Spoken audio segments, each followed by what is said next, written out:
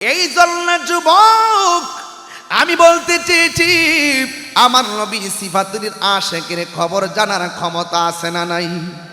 আমার নবীকে ক্ষমতা দিয়েছেন কে? আর জবান খুলে কোন কে দিয়েছেন?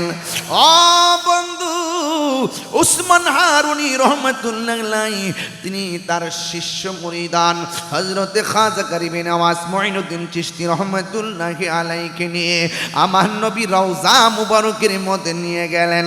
ওই মুর্শিদ মুরিদানকে এমন ভাবে নবীর সামনে উপস্থাপন করলেন, ইয়া রাসূলুল্লাহ, নবী গো, আপনার সামনে মুঈনুদ্দিনকে উপস্থাপন করলাম, মেহেরবানি করে আপনি কবুল করে নেন।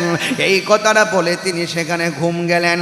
ও বন্ধু, তখন তিনি শুনতেছেন আমার নবী রওজা মুবারক থেকে ডাক দিয়া কর, আমি আমার মুঈনুদ্দিনকে আমি কবুল করে নিলাম।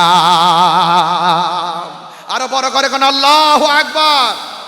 এবার উসমান খাজা উসমান হারুনি রহমাতুল্লাহ ডাক দিয়া কয়, মুঈনুদ্দিন, ও মুঈনুদ্দিন, তোমাকে আমার নবী কবুল করে নিলেন, আমার নবীর একটু মহব্বতের সালামটা নিবেদন করো।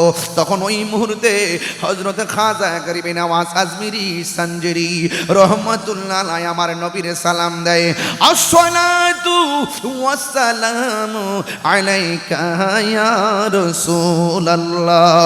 আপনারা জবান খুলে বলেন, আমার নবী সালামের সালাম শোনার ক্ষমতা আছে না নাই? আরো বড় করে বলেন, না আছে না নাই? যেই মাত্র সালাম দিল ওই মুহূর্তে আমার নবী আপনার নবী রাহমাতুল লিল আলামিন ওই সালামের জবাব দিয়ে দিলেন।